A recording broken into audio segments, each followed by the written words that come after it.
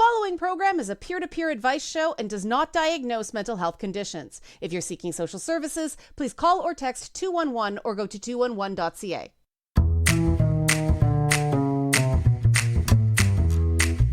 Hello, listeners around the world on radio, streaming, and podcast services. This is It's Not Therapy. I'm Liana and I'm not a therapist, but I am your source for navigating the madness of mental health using my top 10 sayings for going good crazy.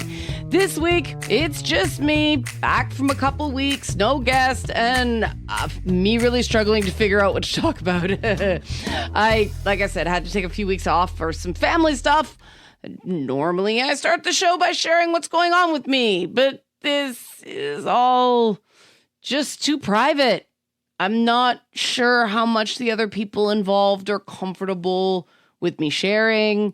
It may all just be too soon. It's a lot of intense emotion. So I decided to talk about privacy, embracing that utterly fantastic thing about radio. It exists on that fine line between authenticity and narcissism. That was a joke, stalkers. That was not an invitation to go, see, she admits that she's a narcissist. And I admit that the various stalkers I have, 2, 3 serious ones, they're the big reason I'm not talking about what's going on. Because the last time something like this happened with family stuff, one of the stalkers stalked my family's Facebook feeds for information that they then used to create new attacks.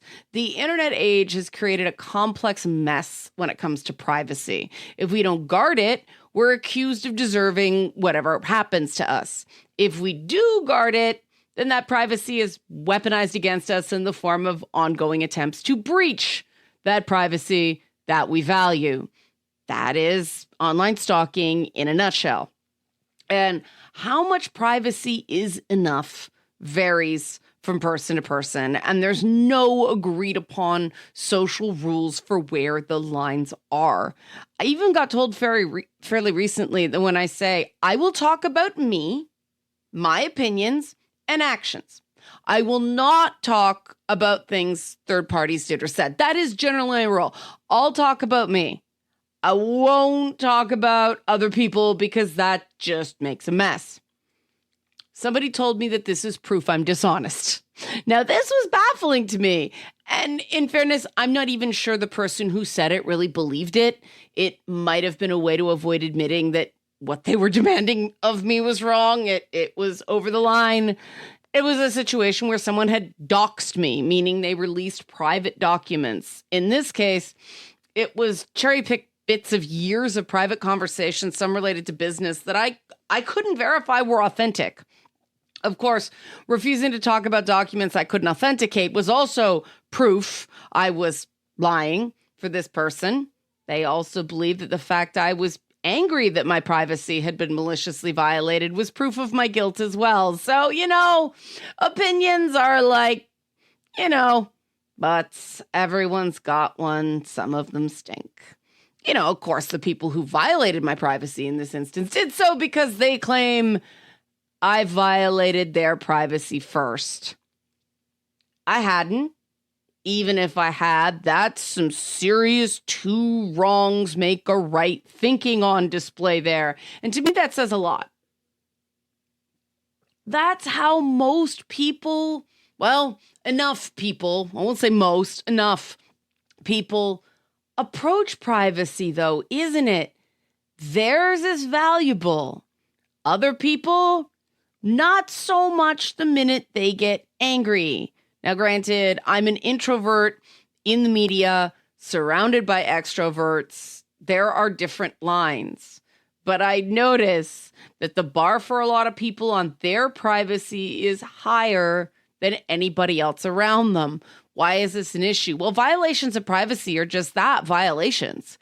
They're embarrassing, sure. After a certain point, it isn't just embarrassing, though. Our brain can register privacy violations as a threat, even if most privacy violations don't meet the legal definition of a threat. That makes it challenging to know what to do. Our expectations of privacy have also shifted as the internet has exponentially multiplied how much information we can access about each other. It has been utterly sickening to me to see how the victims of Jeffrey Epstein have had their privacy and dignity violated again and again by botched attempts at redacting the documents that have been released in that case on the internet to comply with a hastily written law intended to appease a public hungry for information blood. Now, the unfortunate thing is that victims of crimes go through this violation of privacy alongside the perpetrators of crimes. But this could have been avoided. Some surprising things in the internet age are not private, though. And these were all things I learned the hard way. If you're a homeowner, not a renter, but a homeowner, where you live is not private. Anyone willing to pay a fee can search based on your name. Granted, this used to be done via the phone book back in the day, but unlike the phone book, you can't pay to be unlisted. A stalker is the reason I know this. If you file a restraining order against someone, those documents are not private either. The person the documents were filed against can again pay a fee and request them. I found this out because a stalker got the order of protection documents I filed against them and put those documents online. Calls you make to central police lines, so either the general non-emergency line or 911, these are not private either. And even the police I've dealt with didn't know that. There is apparently some screening here in Canada. It takes weeks to get the call, and they err on the side of caution. But in many U.S. states, calls to those police numbers to both emergency and non-emergency lines are considered public record and can be obtained near instantly if a curious person fills out an online form. This is the case even if you ask to be anonymous. The police will keep prodding for your name and will give your stalker the record of the call because you're supposed to just know that in order to remain anonymous, you have to call through Crime Stoppers. Oh, the things I wish I knew before I found out the hard way via stalkers. At its most basic, privacy shouldn't work that way. People are going, what? Nobody knows this. Exactly. This is how most people consider privacy. It should be upheld if someone hasn't done anything wrong. It shouldn't be a way for people to hide wrongdoing. But we live in an age of mass surveillance where if you haven't done anything wrong, you got nothing to worry about, right? Bad actors violate people's privacy all the time to humiliate and terrorize. Spreading non-consensual intimate images is now a crime, but people are still doing it because they're getting charged with that crime, even though decency and common sense indicate you should never do that. But also, people have just moved on to other ways to humiliate and ruin people they are angry at.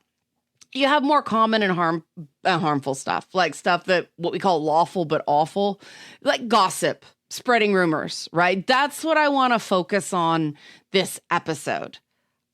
Then there's people who use privacy to avoid being accountable for bad behavior. Again, that's the kind of stuff I'm going to talk about tonight because legal, medical privilege, we don't have time for all of that except that little bit about, so you know, calls to police are not private. Yeah, I have to draw the line somewhere. This show is going to be about expectation to privacy and the breaches of that between regular people. There's plenty to cover there alone, including later on how to shield yourself a little, protect yourself a little, even though it's not your fault if somebody violates a trust. Reasonable people can disagree on where the boundaries regarding privacy lie. And there are some things that you shouldn't keep private, even if you're asked. More on that a bit. So a lot to get to in this show. We're going to take our first break now. Questions, comments, any feedback, Liana at nottherapyshow.com, at nottherapyshow on social media. You got an idea for a show? Send me a message. Privacy, gossip, and liars. Oh my, when we come back on It's Not Therapy. The following program is a peer-to-peer advice show and does not diagnose mental health conditions. If you're seeking social services, please call or text 211 or go to 211.ca.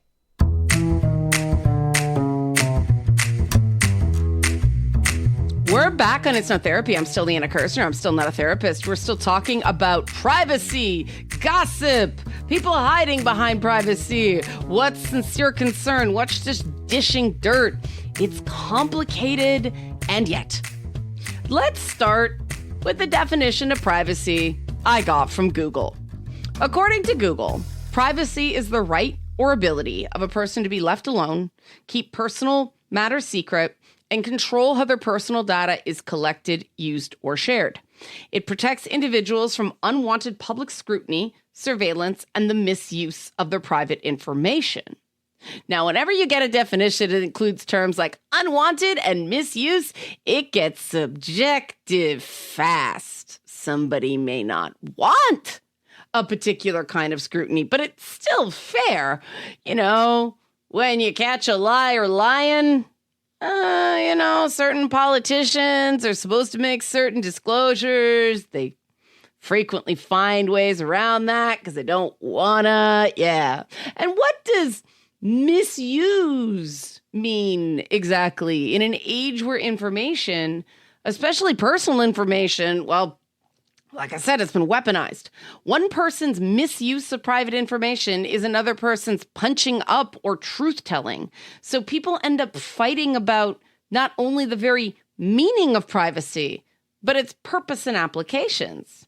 And, okay, very silly aside, but I have to admit that this idea to talk about this was partially inspired not just by the stuff going on that I can't talk about, but by the TV show Grantchester, which I just discovered a few weeks back. It was really weird watching James Norton, the lead actor in Grantchester, and then he played, Lord Ormond, I think his name was, in House of the Dragon. Watching at the same time, the characters are very different. It was a mood. But anyway, Grantchester is a show out of the UK that we get here on Canada on Masterpiece. Support your local PBS station, right? It's set in England in the 1950s, and it's about a series of vicars at the church in the town of, you guessed it, Grantchester. The vicar helps the local police solve crimes, often by violating the privacy of some parishioner or other, but his bosses in the church don't care a whit about that. They only care if someone's gay or considering marrying a divorcee. In fairness to the show, it is aware that these are messed up priorities. Part of the fun of the show's early seasons is trying to figure out whether James Norton's character, Sidney Chambers, is the absolute worst vicar you've ever seen or one of the best. Because in many ways, he's both. He's, get this, he's a vicar, right? Anglican priest. He's a hedonistic drunk who makes bad personal decisions, notably involving women. But he's also an excellent listener and critical thinker and very non-judgmental and open-minded for the 1950s. And most importantly, he generally cares about doing the right thing, even if he doesn't always do it. A big ongoing theme of the show is the idea of private matters, both for the church and people's personal lives. Remember, it's set in the 1950s, so things like domestic abuse and lesser types of sexual assault were considered private matters. Well, homosexuality was illegal. Well, illegal for men. Anyway, this is why one of the rallying cries for second wave feminism in the 1970s was the personal is political. And since it's a period drama, police procedures aren't exactly modern, right? So they play fast and loose with evidence rules and interview standards, and lots of prisoners get beat up, but it's still interesting in the moments where various characters are torn between a vicar's responsibility to keep confidences and the reality that when crimes have been committed or are about to be committed, privacy obligations are split between what today we'd call mandatory reporting of, crimes and abuse, and the reality that if parishioners know that the cops can get their private information, they're not going to confide in their vicar, right? Now, we've all been in that role of uncomfortable confidant, at least a lot of us have, carrying the burden of a potentially dangerous secret, just personally, right? Torn between keeping a confidence and our own fears and morals. Okay, some people don't care. Every family and friend group has a gossip or two who values their own privacy, but like I said, no one else's, right? Anyone who's seen people like that in action, though, they see what kind of damage they do. But do you notice? People don't stop them. It's this weird thing where if someone being a gossip is a central part of their personality, people, yes, there's a lot of conflict, a lot of yelling, a lot of fighting, a lot of nastiness, but boundaries are never really set. People get upset, there's a big fight, and then, the chronic gossip just goes on with their business, wrecking lives. Nobody stops them, even though nobody likes being on the receiving end of it. It's weird. It's embarrassing when it's true. It's worse for me when it's not true. Now, not every gossip is also a liar, but let's face it, a lot of them all.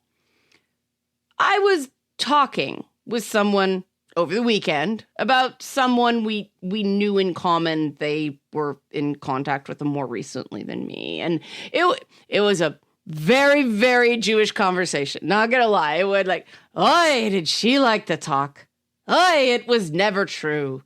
Oy, I didn't listen. In one ear, out the other, right? Why did I suddenly start sounding like Popeye? It went from oy, vey, schmier to right? Okay. Why not? We all need a little Popeye in our lives, right? Anyway, both of us in this conversation had independently come to the conclusion that you couldn't believe a word that came out of this person's mouth ever. We were both like, yeah, talk. Didn't listen. And yet, I remember people always thinking there were exceptions, right? You might have been here when someone's a bald-faced liar. They've lied again and again and again and again. But somebody goes, no, I know her. I know when she's telling the truth. She's telling the truth this time. No, this person never told the complete truth. If it wasn't straight up fabrications, it was lies of omissions, exaggeration, sometimes even reversing who said what in a conversation. And sometimes I think it was just because this person told the story so many times it morphed in the telling, but nothing in my experience that this person said was ever 100% true. It was always so skewed. And, like I said, I stopped talking to this person. Well, technically stopped talking to me, but that got rewritten. Yeah, when she started making stuff up about me that didn't even make sense. And yet people believed her because, they knew she was telling the truth this time. Of course, no, she wasn't. And this is a problem with this stuff. No matter how much you think you're not being affected by being in earshot of people who chronically run their mouths, some of the brain rot does get through. I don't know how people watch those reality TV shows, because to me, it's like, oh God, this is all just monetized gossip, right? It's just, no, I want away from that. I'm convinced that some people who watch these shows, they're like, I like it because it's trash. And they're nice people. They're like, I just want to turn my brain off. But it's all social comparisons, right? You're not watching this show because you necessarily think these are great people. You're watching these shows to feel better about yourself because these people are trash, right?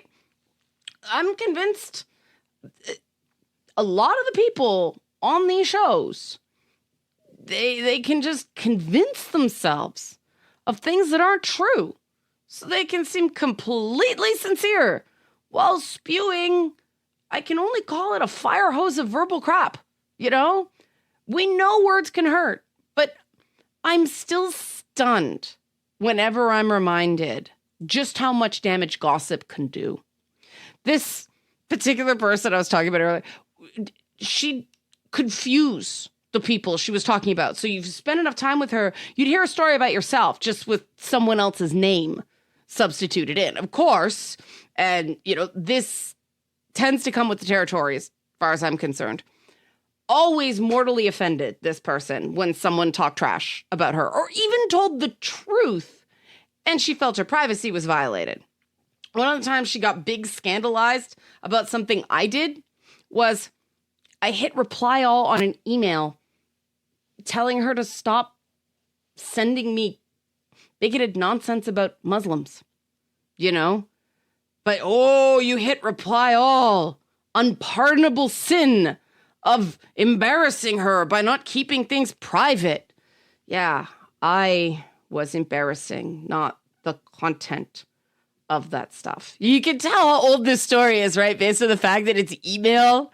But, now if it was a more modern story, it was on WhatsApp or Facebook or something like that. Of course, still, even talking about this, I think, maybe, I should have just hit reply. I just flames at the side of my face. I just couldn't take it anymore, right? I clicked before thinking, right? We make a lot of excuses for people like this. In a lot of families, especially older people, no matter how many people they betray and humiliate, it starts becoming about, some sort of cognitive decline, even though they're like that their entire life. And this is just my anecdotal experience. I have nothing to back this up, but, I have some things to back it up, but we don't have time. Women can get away with this stuff more than men.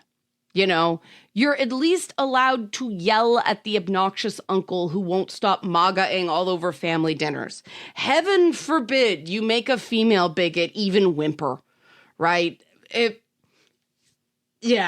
Right? And I used to think it was just me who was bothered by this stuff. But now that I talk to a lot of people for a living, I've discovered that I am far from alone. It's not an exaggeration to say rarely a week goes by that I don't talk to someone scarred for life by someone like this who made you miserable if you talked to them, but retaliated against you if you didn't. You had to choose your own violation, right? Now, there are always some pretty ingrained group patterns involved in this stuff. Longtime friend groups, families, but I think that's why, and another big swing, because the answers are quite vague in these polls. But according to some polls I read recently, a record number of people are going no contact with people like this. The number one answer given for why they went no contact is they just couldn't take the disrespect anymore. And I'm actually, one of my current working on myself projects is to cut people off sooner when I get these red flags. Instead of my regular pattern of have the conversation, give them a chance, try to talk to them about their behavior, set boundaries, I have found that only gives them ammunition in a future smear campaign. They're like, I can use this against her because she was quote unquote mean. If I only take this portion and strip it of all context, right? Meanwhile, I'm exhausting everything I can think of to do to attempt to resolve the issue. And of course, yes, I'm getting frustrated. Let's go to a break, okay? This is a big listen twice before you talk once thing. If someone gossips about multiple people every time you see them, if someone is chronically violating the privacy of other people, don't assume you're special. Assume they're talking smack behind your back too. Questions, comments, concerns. There's more in this show. Liana at nottherapyshow.com, at nottherapyshow on social media. Privacy, gossip, people talking behind your back when we come back on It's Not Therapy. The following program is a peer-to-peer advice show and does not diagnose mental health conditions. If you're seeking social services, please call or text 211 or go to 211.ca.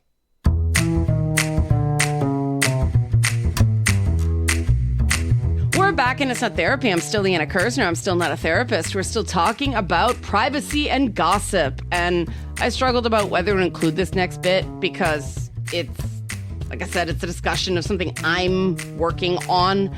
And I'm usually hesitant on the red flags discussions. One, because people make up things that are red flags that are just not, everybody does them.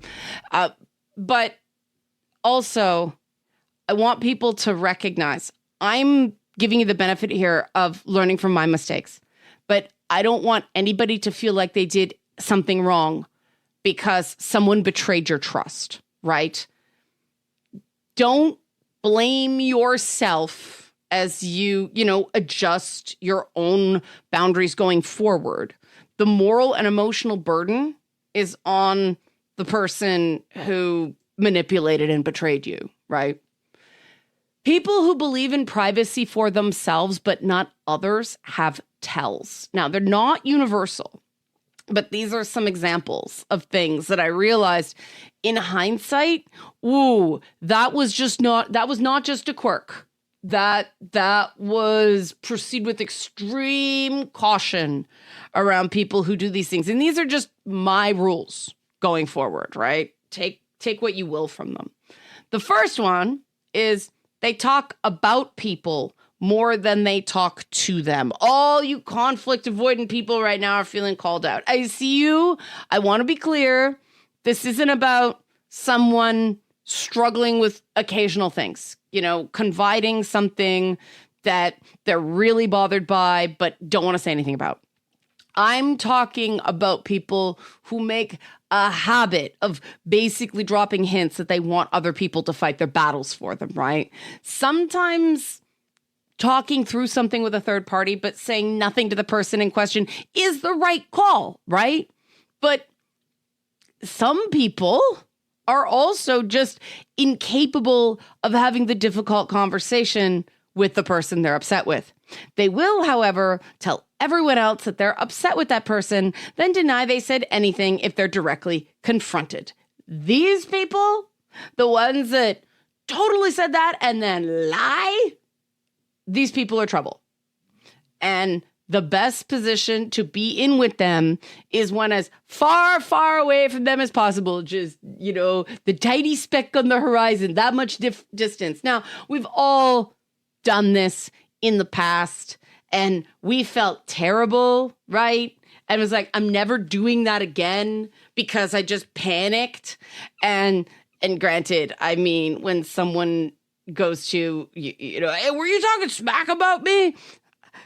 I will say yes. And that is stupid a lot of the time. It's honest, right? But the people I'm talking about, the people for which this is a habit. And even trying to do the in one ear, out the other with these people, the validating the feelings of the person tactic, that can even get you into trouble because it can get translated into, they agree with me. In the mind of this type of privacy violator, that sounds upsetting, which is therapist speak 101, right? You're validating the emotions. You don't necessarily agree with what they said, but you're validating their feelings. That'd be totally fine with people who aren't truth twisters and gossips. But that sounds upsetting in the minds of one of these people is, she agrees with me. I've taken to saying instead, well, I hope you two work it out. Because it can be twisted, but it's harder. Second one, they don't seem bothered when they put you in a bad spot. Now, everybody makes mistakes. God knows I do, right? People who make honest mistakes will care that they cause problems for you by, saying something they didn't realize they weren't supposed to, and be more careful going forward, right? Similarly, they're sensitive to other people who are seeming discomfortable, having discomfort, discomfortable. There we go. Okay. Anyway, most people will sense the discomfort and step back, leave you out of it, right? If you're dealing with a person who does not care, or they don't seem to care at all, that they're jamming you up with their selective flow of information, they're going to keep putting you in jams. Now, the flip side to this, it looks the exact opposite, but it's actually exactly the same. If someone is so performatively sorry, but keeps doing it, they don't change, they're sorry, I feel so bad. I feel so bad. I feel bad. That's them telling you, basically, stop complaining to me that I'm doing this. Just let me do it. It might not be intentional. I'm not convinced on some level. They're aware, I think they're aware deep down they're doing it. But people who really care, like I said, make efforts to do better. The change won't happen all at once, but you should at least see them trying. Number 3, they regularly secretly record people. And because they've shared the recordings with you. Now, this one seems like, what? But this is more widespread than it should be. I fully support, at work, cover your butt, right? Even with some people you don't quite trust, okay. But keeping your own butt covered doesn't require you to pull down other people's pants.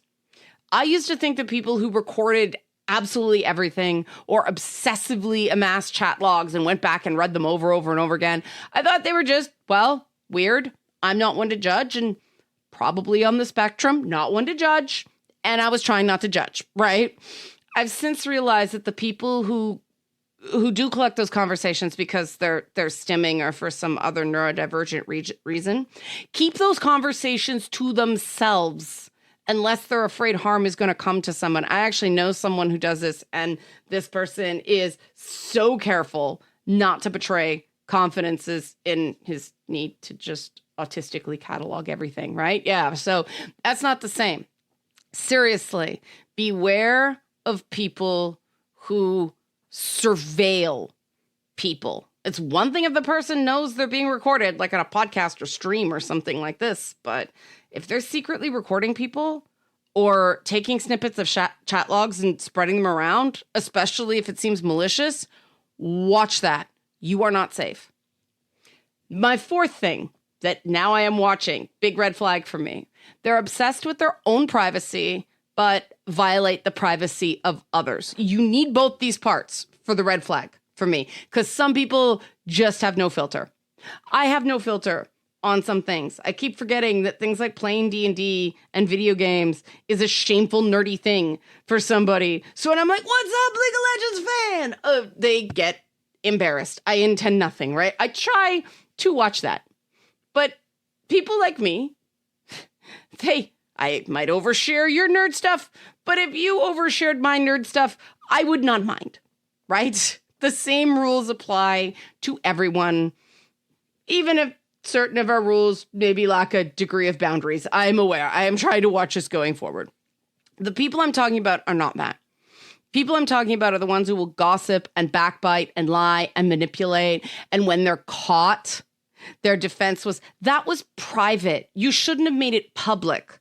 You shouldn't have brought it up in front of other people. I wish I was kidding. That is different than going, I wish you would have talked to me privately, but I still did a bad, right? That's okay. But trying to dodge it, but that's private. You violated my privacy. No. That's a manipulation. People gossip, backbite, lie, and manipulate. Don't get to go, that's private when they're caught. And I wish I was kidding, but anybody who's been involved with somebody like this, that's, if you do something that looks really bad, if it's shared in public, maybe you shouldn't do that thing, right? And I'm not talking about your kink, right? It's stuff that is dishonest or irresponsible, right? When I catch someone in a meaningful lie or manipulation, I tell them, and I might stop doing this because this is one of these things that get me into trouble. I go, all right, I'm giving you reasonable amount of time, like 2 days, 3 days, a week, whatever, to come clean to the people this affects.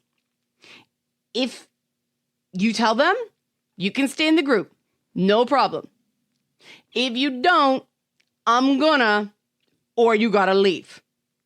I have had exactly one person ever own up and fess up like an adult when faced with this. They gave reasons for what they did, but not excuses. And in that case, yeah, they got another chance, right? Everybody was like, okay, not thrilled, but you told us before it blew up.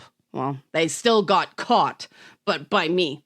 The response in every other case, the person has just become a victimized pity party of epic proportions, usually will claim I'm abusing them. And they're standing up to me and insisting that being honest will only hurt the other people, so it's wrong to do. Right. That just basically says they know they're doing something potentially hurtful if it came out. And, they want to cover up their gossip, manipulations, and lies by turning me into an accomplice. So if it ever comes out, I'm incriminated too. I've learned the hard way that being nice to people like this always ends badly. There are 3 more. I'll try to speed up. I didn't realize this would take so long. All right. So number 5, talk of boundaries makes them angry. Now, if you're anything like me, you grew up in a household full of strong secrets and weak boundaries. And when I started learning to set and maintain boundaries and recognize that some things should not be kept secret, I'm allowed to talk about my experiences. I don't have to name people, but I'm allowed to talk about what happened to me. A lot of people didn't like that at all. What surprised me was not that.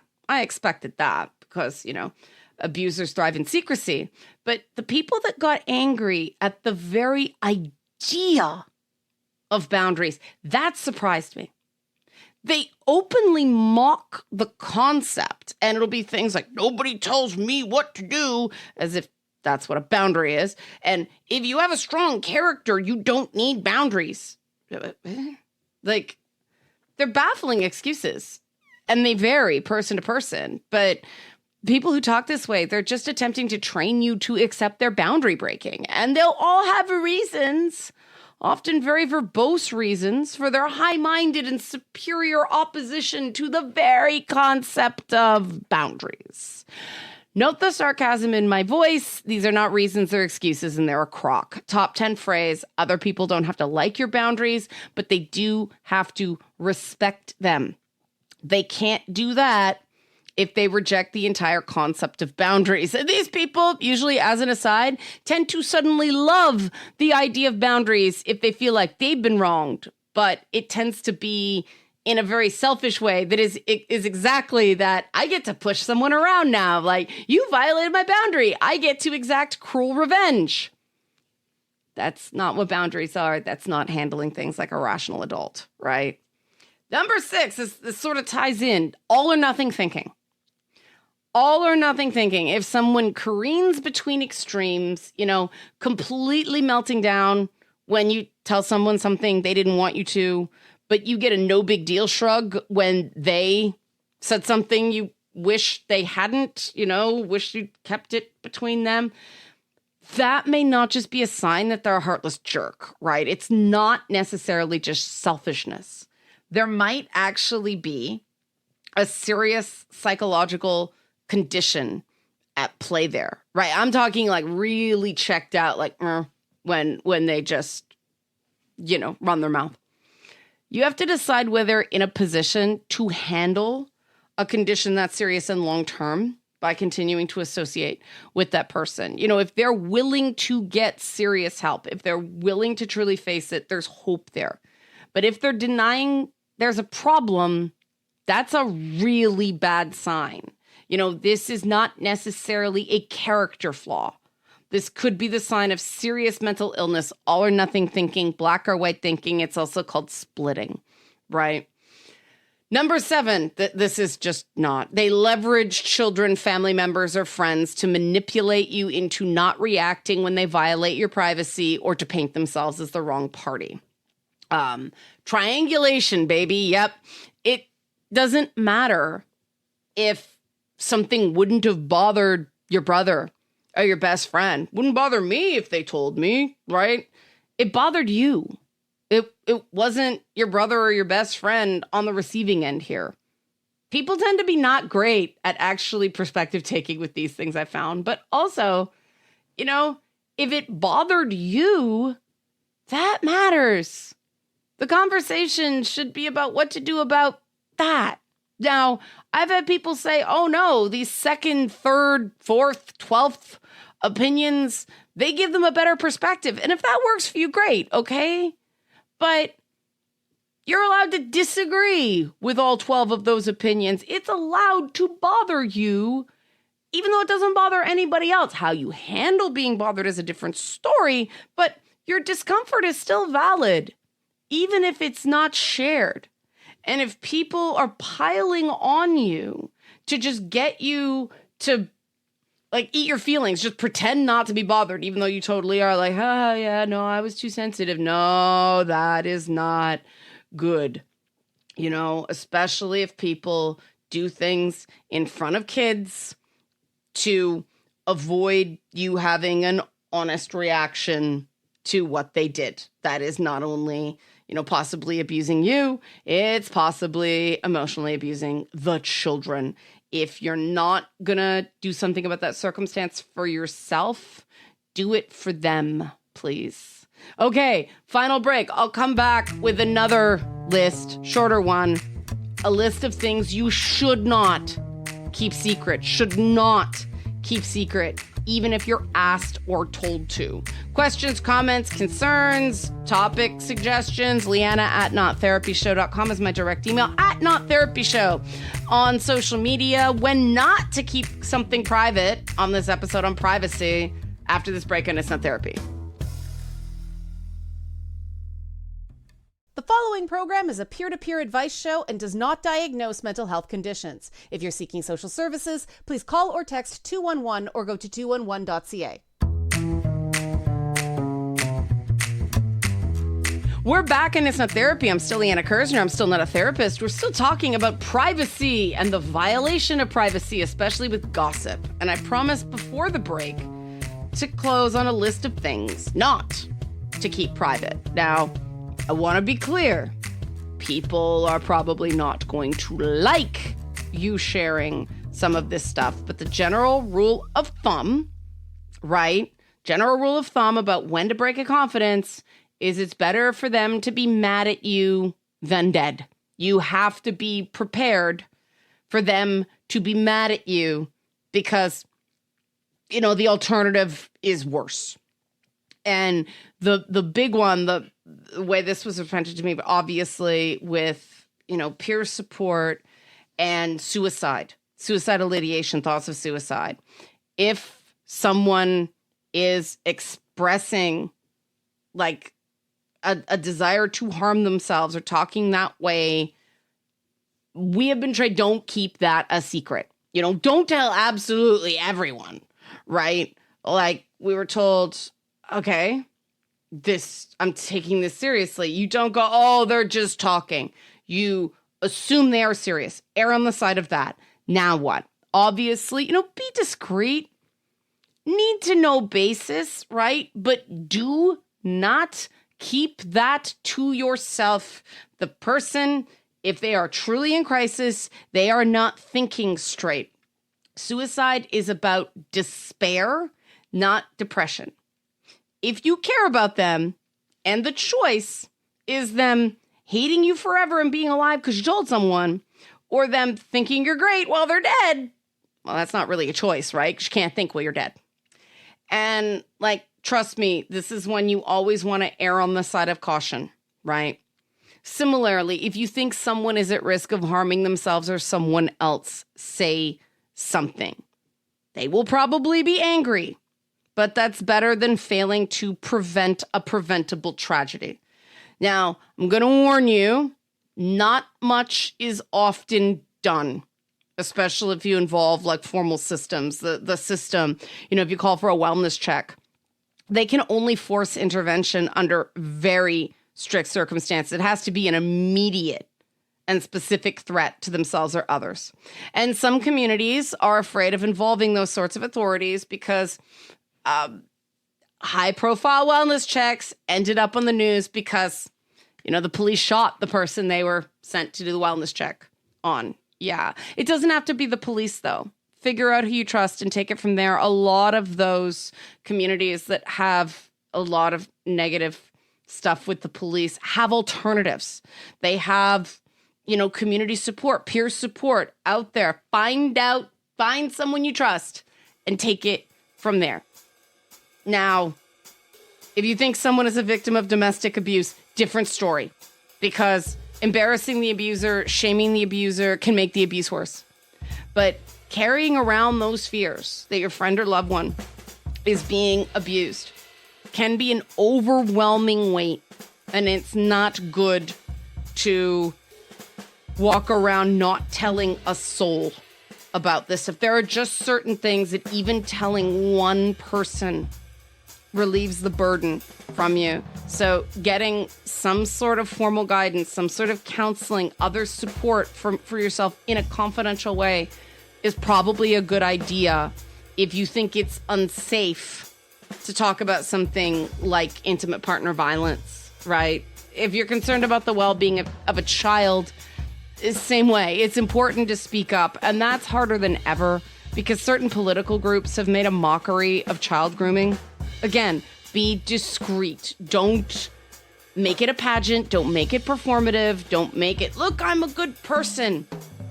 Mention it to somebody with the training to know what to do and leave it there. And now to close, the big one. Should I tell my friend they're being cheated on? I have seen answers to this one from professional ethicists all across the map. It entirely depends on the nature of your friendship and the nature of the romantic relationship. Personally, I found they usually don't believe you. So I tend to keep my mouth shut. I'll test the waters with, I don't like how he treated you in a specific circumstance, see how they respond, and take it from there. The exception, obviously, is if you think your friend's safety is in danger. All right, we are at the end of the show. I've talked enough. Questions, comments, any feedback. Didn't get to everything I want to talk about tonight. It's bigger topic than I thought. Liana at nottherapyshow.com. Nottherapyshow.com on social media. You're crazy is only a problem if it's hurting you. See you next time.